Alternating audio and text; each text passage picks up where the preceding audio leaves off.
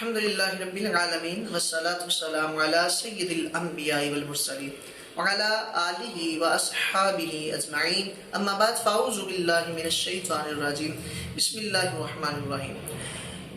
آج ہم ایک وظیفہ بتائیں گے انشاءاللہ، اس سے اگر کوئی کاروباری لحاظ سے پریشان ہے تو وہ 4 نفل پڑھ کے دعا مانگے، انشاءاللہ اس کے کاروبار میں برکتیں آئیں گی۔ شادی نہیں ہو رہی تو انشاءاللہ یہ شادی کے لیے بھی بہت مجرب نسخہ ہے، اپنی نہیں ہو رہی، اپنے کسی بیٹے بیٹی کی نہیں ہو رہی تو یہ آزمائیں، کیونکہ لیلۃ القدر ہے، ایسی رات ہے کہ جس میں خالق کائنات دعاؤں کو قبول فرماتا ہے۔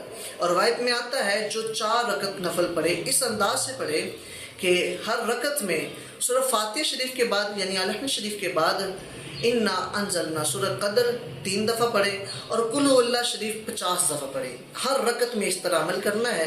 تو جب اس طرح 4 رکعتیں ادا کر لے تو اس میں طریقہ یہ، جب 2 رکعتیں پڑھے گا درمیانی التحیات پوری پڑھے گا یوم یقوم الحساب تک۔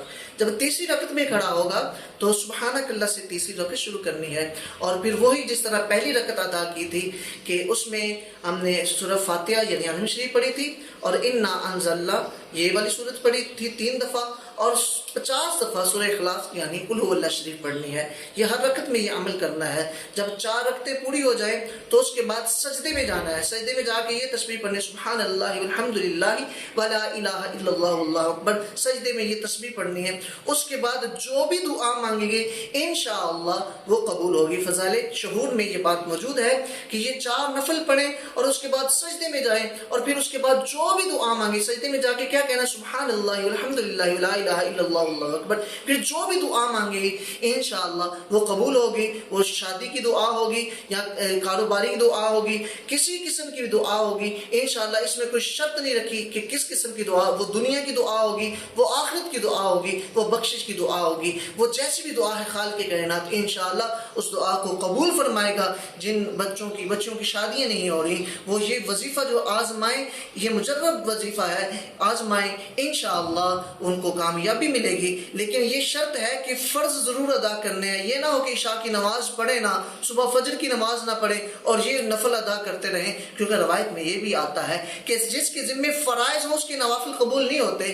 اس لیے فرائض جو ہے، اگر پچھلے کافی فرائض نمازیں قضا کی ہوئی ہیں آپ کے ذمہ تو ان کو ادا کرنے کی نیت کر لیں۔ جب بندہ نیت کر لیتا ہے اس کے بعد اگر نفل پڑھتا ہے اس کے نفل پھر بھی قبول ہو جاتے ہیں، کیونکہ اس نے ان قضا نمازوں کو ادا کرنے کی نیت کر لی ہوئی ہے۔ تو یہ آپ نے یہ بھی خیال رکھنا ہے کہ اس میں جو آپ کے ذمہ نمازیں ہیں ان کی قضا کی نیت بھی کر لیں، اور ساتھ ساتھ جو ہے یہ نفل ادا کریں۔ نفل ادا کر کے اسی طرح عمل کرنا ہے جس طرح میں نے بتایا ہے، کیونکہ اسی طرح روایت میں آیا ہے۔ تو انشاءاللہ آپ کی دعا قبول ہوگی، کوئی بھی مسئلہ ہے انشاءاللہ حل ہوگا، کیونکہ خالق کائنات ان اللہ علی کل شیء قدیر کا مالک ہے، بے شک وہ ہر چیز پر قدرت رکھتا ہے، وہ کن فیکون کا مالک ہے۔ جب اس کو راضی کر لیں گے تو انشاءاللہ کن کہہ دے گا تو کام ہو جائے گا۔